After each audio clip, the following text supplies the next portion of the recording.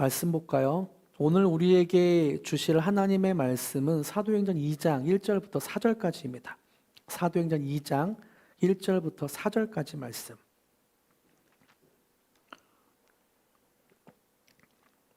성경을 보면서 화면을 보면서 한 목소리로 읽겠습니다. 시작. 오순절날이 이미 이름에 그들이 다 같이 한 곳에 모였더니 호련히 하늘로부터 급하고 강한 바람 같은 소리가 있어 그들이 앉은 온 집에 가득하며 마치 불의 혀처럼 갈라지는 것들이 그들에게 보여 각 사람 위에 하나씩 임하여 있더니 그들이 다 성령의 충만함을 받고 성령이 말하게 하심을 따라 다른 언어들로 말하기를 시작하니라. 아멘. 오늘은 교회력으로 따지면 오늘이 오순절입니다. 우리 교회는 오순절이라는 절기를 특별하게 지키진 않아요. 그래도 하나님께서 절기 때 어떤 일을 행하셨는지를 이해하면 우리 신앙에 많은 도움이 되기도 합니다. 그래서 오늘은 오순절 절기가 무엇인지, 또 오순절에 하나님이 어떤 일을 행하셨는지를 함께 말씀을 좀 나누려고 해요. 오순절을 간단하게 설명드리면, 오순절은 예수님의 제자들이 마가의 다락방에서 기도하다가 성령이 임하신 날, 성령을 경험한 날입니다. 이 날이 의미 있는 이유는 이 오순절 성령 강림을 통해서 교회, 초대교회가 세워지게 되었고, 또 이 날을 기점으로 12 제자들이 사도가 되면서 예수님의 복음을 전파하는 그런 기점이 됐던 시간이었어요. 그래서 2024년 오순절을 지나면서 저 또한 우리 교회에도 오순절과 같은 그런 역사가 있었으면 좋겠다. 특별히 성령님이 우리 교회에 강하게 임하면 좋겠다라는 그런 기도도 했을 뿐만 아니라 또 개척 2기로 우리 교회에 새로운 일들이 많이 있었으면 좋겠다라는 마음으로 오늘 말씀을 좀 준비했습니다. 지난 금요일 가정 방문 기도회에서도 이런 말씀을 드렸었는데요. 마태복음 18장 19절 20절 말씀에 나오는 두세 사람이 합심하여 무엇이든지 구하면 하늘에 계신 아버지께서 이루신다고 말씀드렸었잖아요. 두세 사람이 모인, 우리가 함께 글로리 교회로 모인 우리가 부흥을 갈망하며 기도하자라고 그 말씀을 드렸었습니다. 한 마음으로 기도하자. 그래서 오늘을 기점으로 하나님께서 우리 교회에 새로운 일들을 계속했으면 좋겠다. 그런 마음으로 그렇게 말씀을 준비했습니다. 그럼 성경에는 오순절이 어떤 의미로 쓰였고 또 어떻게 나오는지를 함께 좀 살펴볼게요. 먼저 1절을 함께 볼까요? 1절 함께 읽겠습니다. 시작. 오순절 날이 이미 이름에 그들이 다 같이 한 곳에 모였더니, 이미라는 단어를 이해를 돕기 위해 우리말 성경으로 좀 화면을 준비했어요. 이미가 어떻게 바뀌었나 다 같이 한번 읽어볼까요? 시작. 마침내 오순절이 이르렀을 때 그들이 모두 한 곳에 모여 있었습니다. 개역개정에서는 이미라는 단어가, 우리말 성경에서는 마침내라는 단어가 쓰였어요. 이미와 마침내는 조금 어감이 다르죠. 마침내. 우리말 성경에서는 기다리고 기다리던 그 순간을 기다리듯 나타내듯 마침내라는 단어를 쓰였습니다. 헬라어로는 쉼플레로라고 쓰이고 있는데 의미는 채우다, 완전히 채우다, 완성되다, 어떤 것에 의해 완성되다. 마치 콕 찌르면 풍선이 펑 터지는 것처럼 그렇게 바람이 가득 채워져 있다. 이것이 쉼플레로입니다. 이것을 직역하면 이렇게 되겠죠. 드디어 완성된 날인 오순절이 이르렀을 때, 완전히 채워진, 하나님이 기대하고 완전히 채워진 시간, 오순절에로 번역할 수 있습니다. 이 말은 하나님은 그냥 아무 날을 정해서 성령 강림을 하시지 않았다는 의미입니다. 하나님은 완전히 채워진 날, 하나님이 기대하던 완성된 날, 그날 오순절에 제자들에게 성령을 주셨어요. 전 여기서 오순절이라는 날을 구약에서는 어떤 날이었는지를 좀 주목해서 더 보고 싶은데요.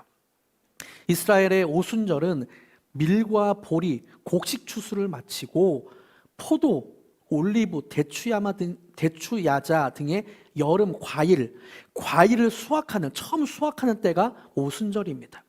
유대 문헌인 미시나에서는 오순절을 이렇게 표현하고 있어요. 오순절이 되면 이스라엘 농부들은 석류와 포도밭에 가서 갈대로 만든 리본으로 가지들을 묶고서 이렇게 말해요. 이것이 첫 열매다라고 힘차게 외칩니다.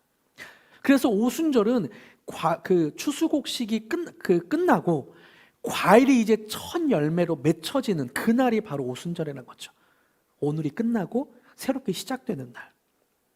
구약 성경에도 이렇게 새롭게 시작되는 날이 몇 건의 사건이 있는데요. 한번 들어보세요. 가장 대표되는 사건이 모세를 하나님이 시내산 떨기나무에서 부르신 날입니다. 그 전까지 광야에서 양을 치던 모세에게 이스라엘의 지도자로 하나님이 부르신 날, 새날을 열어주신 날이 바로 오순절이었습니다. 그리고 이스라엘 백성들을 시내산으로 불러서 이제 너희는 애굽의 노예가 아니야, 하나님의 자녀야 라면서 십계명을 주셨던 그날이 바로 오순절입니다. 또 노아에게 하나님이 나타나셔서 홍수로 심판하실 것을 말씀하시고 방주를 짓게 하죠. 그리고 진짜로 하나님은 세상을 물로 심판하셨어요. 그 이후에 노아와 가족은 물이 세상이 심판되고 이후에 배에서 내려 하나님께 예배를 드렸습니다. 그 예배 드릴 때 무지개가 열린 날, 무지개가 열린 날이 바로 오순절이었어요. 양치기로 살아가던 모세에게 새로운 인생을 주셨던 날 오순절. 또 노예로 살아가던 이스라엘 백성에게 새로운 언약을 체결하시고 하나님의 백성으로 살아가게 하시는 날 오순절. 홍수로 세상을 심판하고 이제 노아의 가족을 통해서 새로운 세상의 인류를 시작하게 하신 날, 그날이 바로 오순절. 하나님은 성령을 통하여서 교회가 이제 새롭게 시작된 날 오순절. 이렇듯 오순절은 어떤 새로운 날이 시작되는 것을 가리킵니다.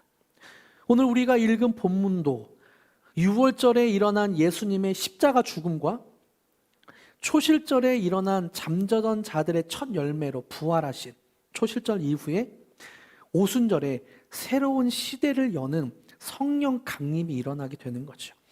오순절에 제자들이 성령을 받음으로 이제 제자가 아니라 사도로 복음을 전파하게 되는 새로운 시대가 열리게 되었습니다. 새로운 초대교회가 탄생하게 된 거죠. 우리에게도 어찌 보면 이런 새로운 날을 기대하는 사람들이 많이 있는 것 같아요. 이제 지긋지긋한 이런 것들은 그만두고 새로운 날이 열렸으면 좋겠다라고 생각하는 사람들이 많이 있습니다. 오랜 병원 생활로 지칠 대로 지친 몸과 마음이 지친 사람은 이제 병이 다 나았습니다 라는 의사의 말을 듣고 퇴원하고 싶어 하죠. 또 어떤 사람은 지금까지 다니던 직장에서 새롭게 자기 사업을 시작하고 새로운 날을 꿈꾸는 사람도 있을 겁니다. 반복되는 일상이 지겨워서 막연히 새로운 일이 생기기를 바라는 사람도 있죠. 고3 수험생은 이제 수능이 끝나길 간절히 바라고, 뿐만 아니라 대학교 입학식에 자기가 들어가길, 합격 소식을 받는 날을 손꼽아 기다리기도 하고, 청년들은 하나님의 비전을 발견하고 직장에 취직하는 첫날, 그런 새로운 날을 저마다 갈망하고 기다릴 수도 있습니다. 저마다 상황은 다르지만 마음 한켠에는 현실과 다른 어떤 새로운 시대를 갈망하죠. 사실 요즘 우리나라 경제도 굉장히 어렵고 사람들이 살아가는 이야기를 들어보면 조금 힘들고 어려운 시대를 살아가고 있는 것 같아요. 지나는 것 같아요. 고3들은 이제 수능이 한 180여일 남았다고 그래요. 180여일 남은 상황에서 초조한 마음을 갖고 인생을 지나기도 하고, 청년들은 취업난에 허덕이면서 어떤 곳이 나를 불러주는 곳인지, 어떤 곳에 취직해야 하는지 스트레스를 받으면서 기다리고 있습니다. 직장에 들어가면 스트레스가 없어지시나요? 직장인들 몇 분 있는데? 많이, 여기는 대부분 직장인이네요. 직장인들, 직장 들어가면 스트레스가 없어지던가요? 그렇지 않죠. 직장에 들어가도 상사 눈치 보고 또 동기들 승진하는데 나만 이 모양인 것 같고, 또 업무 스트레스를 어떻게 해야 되는지, 직장 안에서의 관계 안의 갈등을 어떻게 해결해야 되는지 새로운 삶이 열리길 기대합니다. 직장을 다니지 않고 사업하시는 분이나 주부는 스트레스가 없을까요? 그렇지 않죠. 요즘 같은 불경기에 가족을 위해 사업하시는 분들은 뭔가 새로운 계약이 체결됐다는 이야기를 기대하기도 하고, 주부들도 뭔가 새로운 일이 열리길, 지긋지긋한 삶에서 말로는 표현할 수 없지만 막연하게 어떤 새로운 일이 있길 기대합니다. 부모는 부모로서 새로운 날이 있길 바라고, 자녀는 자녀대로 새로운 일을 꿈꿉니다. 직장인은 직장인대로, 학생은 학생대로, 주부는 주부대로 그렇게 새로운 일을 꿈꾸죠. 마치 오순절에 성령이 폭포수처럼 부어져서 신약시대로 불리는 새로운 시대가 열리듯 우리의 인생도 새로운 시대가 열리길 간절히 바라는 분들이 많이 있을 거예요. 그럼 우리의 인생에 이렇게 바라는데 그 새로운 시대가 어떻게 열리게 될까? 성경에서는 그 오순절 새로운 시대에 어떤 일이 있었는가? 그걸 한번 살펴보고 싶어요. 2절과 3절, 새로운 날인 오순절에 일어났던 일을 설명하고 있습니다. 함께 읽어볼까요? 시작. 호련히 하늘로부터 급하고 강한 바람 같은 소리가 있어 그들이 앉은 온 집에 가득하며 마치 불의 혀처럼 갈라지는 것들이 그들에게 보여 각 사람 위에 하나씩 임하여 있더니. 2절과 3절은 성령님이 임한 현상을 묘사하고 있죠. 새로운 시대, 새로운 일이 있을 때 성령님이 어떻게 역사하셨는지를 말씀하고 있습니다. 첫 번째는 2절에 급하고 강한 바람 같은 소리가 있었다고 말하고 있고, 두 번째는 3절에 불의 혀처럼 갈라지는 것들이 있었다라고 말하고 있습니다. 우리말 성경에서는 이 단어를 이렇게 표현하고 있는데요. 제가 읽어드릴게요. 그때 하늘로부터 갑자기 급하고 강한 바람 같은 소리가 있었고 그들이 앉아있던 온 집을 가득 채웠습니다. 그리고 마치 불 같은 혀들이 갈라지는 것이 그들에게 나타나 그들 각 사람 위에 임했습니다. 하늘로부터 급하고 강한 바람 같은 소리가 있었다라고 나옵니다. 바람이 불면 우리는 다 느끼는 것 같아요. 바람이 불면 느끼죠. 더군다나 약한 바람이 아니라 어떤 바람이요? 급하고 강한 바람이라고 표현합니다. 급하고 강한 바람을 상상해 보니까 전 태풍이 떠올라요. 태풍이 일 때 우리는 모두 다 알죠. 모두 다 알아서 뉴스에까지 나오더라고요. 태풍이 부니까 간판이 떨어지고 심지어 그 교회 종탑이 무너지는 경우도 있다고 그러더라고요. 사람이 날아가고 전신주가 뽑히는 경우도 있다고 하더라고요. 태풍이 불면, 급하고 강한 바람이 불면 사람은 느껴요. 와, 사람이 서 있을 수 없을 정도로 강한 바람이 부는구나. 이 바람을 모든 사람이 느꼈다는 거예요. 누구도 부인할 수 없는. 이렇게 성령님이 임할 때 모두가 느낄 정도로 급하고 강한 바람 같은 소리가 온 집을 가득 채웠다고 합니다. 또 다르게 성령님이 임하는 장면을 이미지로 표현한 것이 3절에도 표현하고 있어요. 마치 불의 혀처럼 불에 갈라지는 것들이 그들에게 보여. 여기에 쓰이는 불의 혀라는 단어는 글로사라는 단어입니다. 헬라어 글로사. 이 단어가 4절에도 쓰였는데요. 4절에서는 어떻게 쓰였나 한번 보세요. 그들이 다 성령의 충만함을 받고 성령이 말하게 하심을 따라 다른 언어들로 말하기 시작하더라. 성령이 말하게 하심을 따라 다른 언어. 여기서 말하는 다른 언어가 글로사입니다. 글로사. 즉 불의 혀처럼 임한 성령님이 사람들의 혀를 붙잡아서 방언이 나오게 하는 거예요. 저도 이런 것들을 좀 경험했던 것 같아요. 저는 모태 신앙으로 자라서 20살에 예수님을 인격적으로 만났습니다. 그리고 20대 중반에 기독교 신문사 취재기자를 그렇게 돼서 취업을 했었어요. 신문사 기자, 그러니까 기독신문사 기자다 보니까 만나는 사람들이 기독교 정치인 또는 기독교인 재계 인사나 어디 뭐 학교 교수님, 총장님 이런 분을 만나고 또 큰 교회 목사님을 많이 만났어요. 취재원들이 대부분 이런 유명한 분들이다 보니까 저도 좀 유명해진 것처럼 좀 교만해졌었더라고요. 그리고 또 유명하신 분들을 보면서 조금 제가 이렇게 교만한 마음에 또는 잘못된 마음에 많이 판단하고 잘못된 것들을 많이 기사로 쓰기도 하고 그랬었습니다. 그러다 어느 날 작은 개척교회 목사님을 이렇게 만났어요.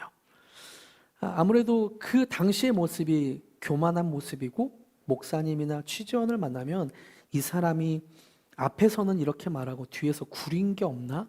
기사를 어떻게 써야 되나? 그렇게 판단하는 눈으로 보니까 그 개척교회 목사님이 곱게 보이진 않더라고요. 이렇게 좀 이렇게 판단하고 평가하고 이렇게 했던 것 같아요. 취재를 마치고 일어나려고 하는데 그 개척교회 목사님이 잠깐 저를 위해 기도해주고 싶다고 그러더라고요. 그 당시에는 이제 아까 말했던 교만하니까 큰 능력이 있고 굉장히 유명하신 분이 기도해 준다고 하면 뭐 알겠습니다 하는데, 작은 개척교회 목사님이 기도해 준다고 하니까 좀 불편한 마음이 있었나 봐요. 그게 이렇게 나타났나 봐요. 그런 것들이. 그 불편한 마음으로 뭐 기도해 주세요. 뭐 이렇게 참 나쁜 놈이죠. 제가 지금 생각해도 좀 나빴는데, 근데 기도를 받는데 갑자기 제 마음이 뜨거워지는 거예요. 그리고 어떻게 그분한테 인사를 드리고 나왔는지도 모르고 차를 타고 가는데, 왕복 8차로의 큰 길을 지나는데 갑자기 눈물이 멈추지 않는 거예요. 그래서 마치 비가 많이 내리면 와이퍼로 가장 빠르게 해도 앞이 잘 안 보이잖아요. 그렇듯이 눈물을 닦으면서 운전을 하려고 해도 운전을 못 하겠어서 갓길로 차를 대고, 그리고 한참을 울었습니다. 한 2시간여 이렇게 회개기도 하고, 하나님 제가 교만했습니다. 하나님 목사님들을 평가했고 제가 교만했습니다. 내 죄와 높아졌던 마음들을 그렇게 울면서 기도했습니다. 그리고 그 다음 주에 기도해 주셨던 목사님을 찾아갔어요. 그분이 정중하게 기도원에 가서 한 3일 금식했으면 좋겠다라고 말씀해 주시더라고요. 그래서 그 말씀에 순종하고 금식하러 갔습니다. 기도원에서 첫날 이제 기도를 하는데 기도가 안 나오는 거예요, 한국말로. 그리고 온몸에 쥐가 나듯이 이렇게 딱딱하게 굳어지면서 손이 뒤틀리고 온몸이 뒤틀리는 현상을 경험하게 되었습니다. 그리고 입이 막 돌아가면서 기도할 때 입을 떼면 기도가 안 나와요. 떼 뭐 이런 말만 계속 되풀이 되었습니다. 둘째 날도 왜 이러지 내가? 그러면 둘째 날도 이제 기도하려고 이렇게 들어가면 갑자기 기도가 안 나오는 거예요. 그래서 온몸이 막 뒤틀리면서 떼. 나중에 신학교를 가고 공부를 하면서 알게 되었어요. 이것이 오순절에 있었던 성령 침례였구나. 저는 이 경험을 통해 한 가지 깨닫게 된 것이 있습니다. 교회를 다니고 예수님을 믿는다고 다 성령 침례를 받는 것은 아니구나. 모양은 다르지만 예수님을 믿어도 성령으로 충만한 것은 아니구나. 그리고 예수님을 믿은 이후에 사도행전 19장에 나오는 성령으로 충만한 사건, 성령의 침례가 있을 수도 있구나. 바울이 고넬료 집에 가서 그런 이야기 하거든요. 너희가 믿을 때에 성령을 받았느냐? 그때 모릅니다. 성령을 듣지도 못했습니다. 그때 바울인가요? 베드로인가요? 고넬료의 집 베드로인가요? 네, 베드로가 갔을 때 안수하며 기도해 줄 때 고넬료의 집에 성령이 충만히 임했다. 그런 이야기가 나오거든요.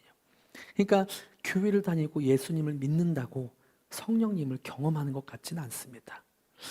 여러분, 성령님을 경험하면 어떤 일들이 일어나는가? 현상적으로도 많은 일들이 일어나는데요. 성령님의 침례를 받으면, 성령님을 경험하면 어떤 사람은 마음이 뜨거워진다고도 하고, 어떤 사람은 계속 눈물이 나고, 어떤 사람은 제가 예전에 경험했던 것처럼 온몸이 딱딱하게 굳어진다고 하고 손이 막 떨린다고 하는 분들도 있습니다. 또 한국말로 기도하려고 하는데 이상한 말이 나오는 거예요. 랄랄랄라 방언이 나오는 거죠. 그렇게 성령님이 임하면 방언이 나오기도 하고, 또 다르게 성령님이 임하면 머리가 시원해지면서 예수님이 어떤 분인지 깨닫고, 또 성령님이 임하면 우리가 지금까지 고민하던 것들이 해결의 실마리가 보이기 시작하고, 그 사도행전 16장에 보면 성령님이 보혜사 성령님이 임하면 죄에 대하여, 의에 대하여, 심판에 대하여 깨닫게 하신다고 하시거든요. 깨닫게 하시기도 하십니다. 그래서 성령님이 임하면 우리의 그전 삶과는 다 다른 삶이 되어가는 것 같아요. 4절에서도 한번 보세요. 말씀하고 있죠. 그들이 다 성령의 충만함을 받고 성령이 말하게 하심을 따라, 다른 언어들로 그들이 다 성령의 충만함을 받고, 어찌 보면 이 날이 새로운 날, 새롭게 시작된 날, 복음을 하나님의 천국 복음을 전파하기 시작한 날, 교회로 모이기 시작한 날, 이 날이 바로 성령님이 임하여서 그렇게 새롭게 시작된 날이었습니다. 양치기로 살아가던 모세에게 떨기나무 아래에서 새로운 인생을 주셨던 날, 또 홍수로 심판하고 노아로부터 새로운 세상이 열렸던 날, 마침내 그날 꽉 찬 완전히 채워진 마침내 그날 오순절이 이르렀을 때 성령의 충만함을 받고 제자들이 이제 사도가 되었습니다. 그리고 그날 교회가 시작되었죠. 오순절은 새롭게 시작되는 날입니다. 오순절을 통해 신약 시대가 열렸던 것처럼 우리에게도 성령님을 통해 새로운 날들이 있길 기도합니다. 근데 여기서 한번 생각해 보고 싶은 게 있어요. 내가 새롭게 열렸으면 좋겠다. 나에게도 오순절을 통해서 새로운 날이 있었으면 좋겠다. 기대하고 노력한다고 해서 새로운 날이 열리던가요? 나에게 뭔가 새로운 날이 있을 거야.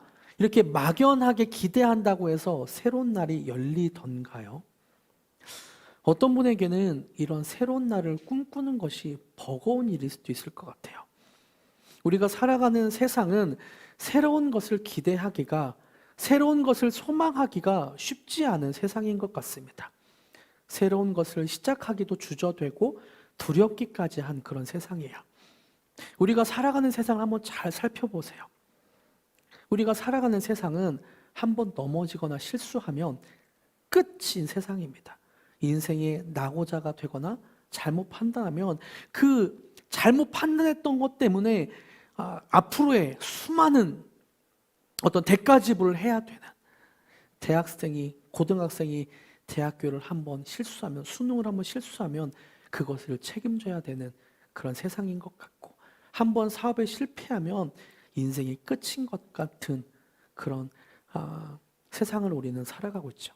살다 보면 넘어질 수도 있고 부족하고 실수할 수도 있는데, 그래서 다시 회복하고 일어나서 그렇게 일어나야 되는데 우리가 살아가는 세상은 조금만 실수하거나 멈칫하면 금세 뒤처져 버리고, 또 내가 실수하면 그거에 대한 대가 지불이 너무 큰 세상을 살아가는 그런 세상입니다. 그래서 이렇게 이야기하는 분들도 있어요. 내가 해봤는데 안 돼. 노력하고 시도해봤는데 현실적으로 어려워. 그래서 내가 지금 이렇게 살고 있잖아. 예전에 조금 더 나은 선택을 했다면, 예전에 조금 더 괜찮은 선택을 했다면 내 삶이 이렇지 않았을 텐데. 이런 과거의 상처나 아픔 때문에 내일의 새날을 소망을 기대하기가 어려운 분들도 있을 것 같아요. 근데 우리가 여기서 더 중요하게 깨닫고 생각해 봐야 할 것이 있습니다. 내가 지금까지 안 된다고 해서 하나님이 못 하시는 것인가?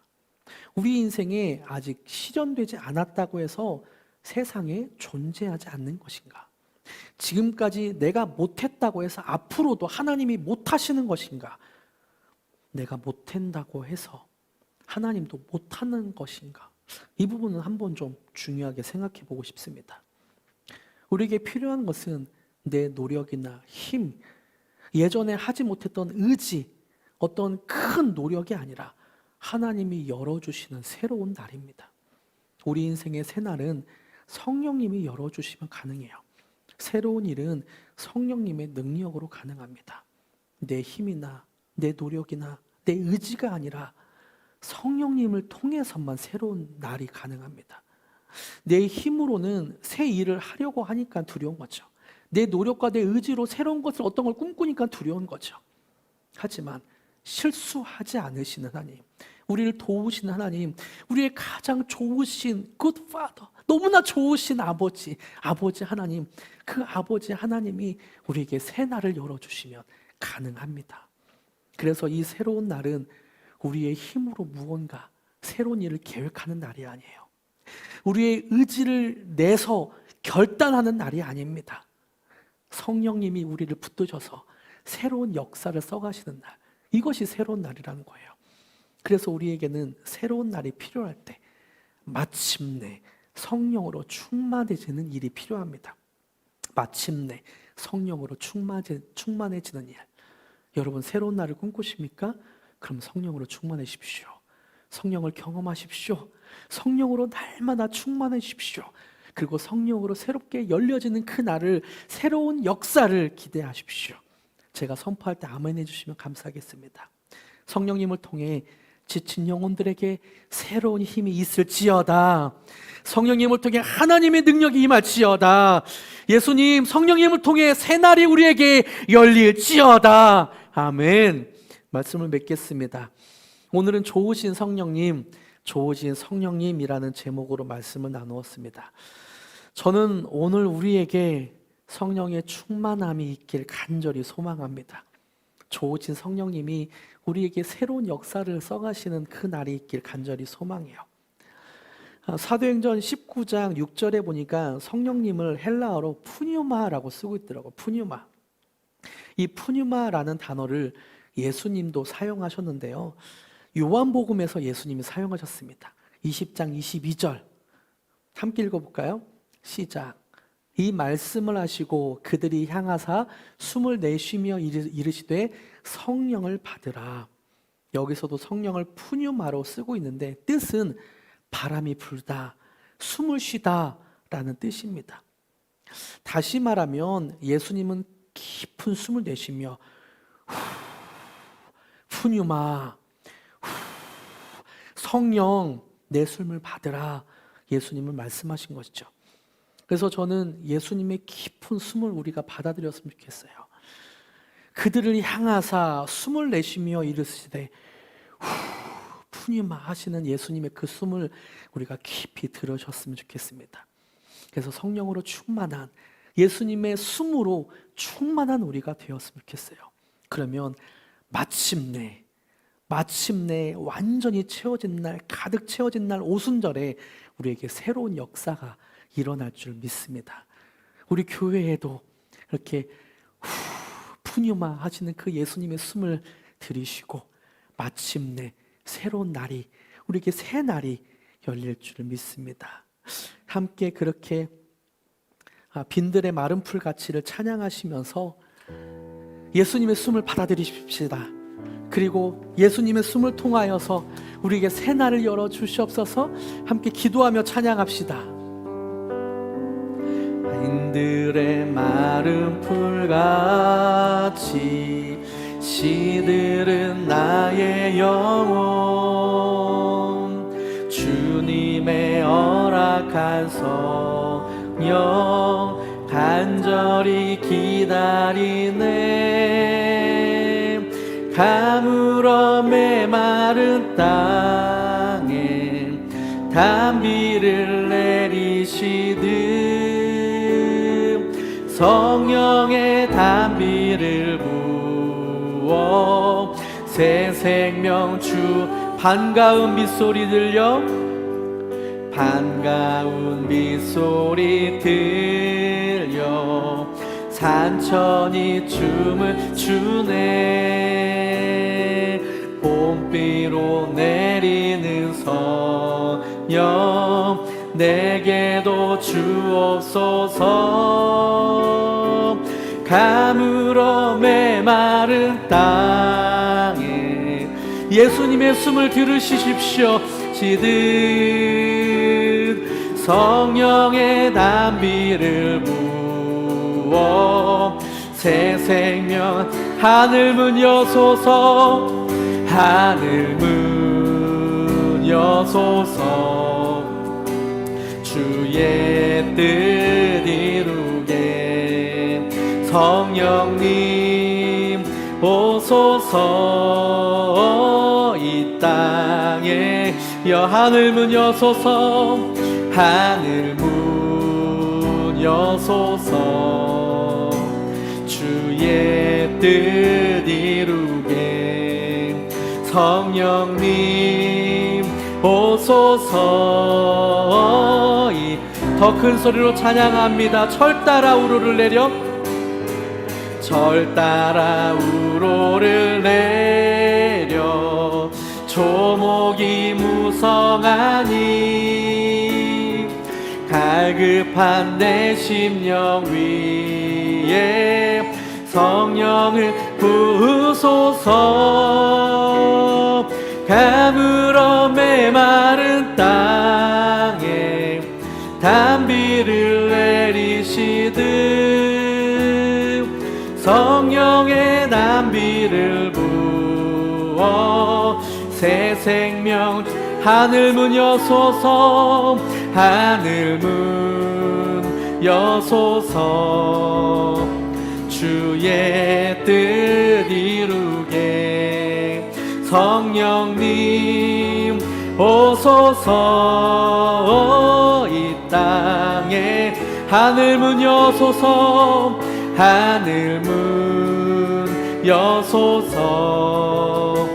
주의 뜻 이루게 성령님 오소서. 이 땅에 다 같이 한번 기도하기로 합니다. 예수님의 숨을 들이쉬시면서 계속해서 성령님 우리에게 임하여 주시옵소서. 푸뉴마, 예수님의 숨을 들이마십니다. 그렇게 예수님의 숨으로 새롭게 쓰여지는 역사가 일어나게 하여 주시옵소서. 내 노력이나 의지, 내 힘으로 살아가려고 했던 그 모든 노력과 그럴 때 두려움을 주었던 두려움들은 떠나가게 하여 주시고, 성령님이 우리에게 새롭게 써가시는 그 역사들이 일어날 수 있도록 도와달라고 숨을 들이쉬면서 함께 한번 기도하시겠습니다. 하나님, 우리가 주님 앞에 나아갑니다. 하나님의 숨을 들이쉽니다. 주님, 우리 가운데 새로운 역사들이 있게 하여 주시옵소서. 푸뉴마, 우리에게 성령이 그렇게 강력하게 임하게 하여 주시옵소서. 성령의 그 숨이 우리 가운데 있게 하여 주시옵소서. 불의 혀처럼, 급하고 강한 바람처럼 우리의 인생에, 우리의 삶의 성령으로 임하여 주시옵소서. 우리가 열라가스 주여 임하여 주시옵소서. 성령으로 우리를 인치시옵고 성령으로 우리에게 그렇게 강하고 강한 바람처럼 임하여 주시옵소서. 하나님, 우리가 주님의 숨을 들이쉬며 그렇게 기도했습니다. 급하고 강한 바람 같은 소리가 있길 간절히 기도하며 불의 혀가 우리 가운데 있기를 간절히 간구했습니다. 세상은 우리에게 새로운 일을 시작하기가 두렵게만 자꾸만 이야기합니다. 그래서 해봐도 안 돼라는 어떤 염세적인 마음을 주고, 그리고 나는 안 돼라는 생각을 자꾸 집어넣습니다. 하지만 하나님의 자녀는 모든 것이 가능함을 믿음으로 고백하여 주시고, 성령님이 우리 안에 계속해서 말씀하시고 일하시옵소서. 그래서 성령님을 통하여서 새로운 역사가 우리의 삶에 쓰여지게 하여 주시옵소서. 이곳에 모여있는 글로리교회 성도님들 머리 위에 주님 임하여 주시옵소서. 숨을 쉴 때 성령으로 임하여 주시옵소서. 그렇게 행하실 주님을 찬양하며 예수님의 이름으로 기도드립니다. 아멘.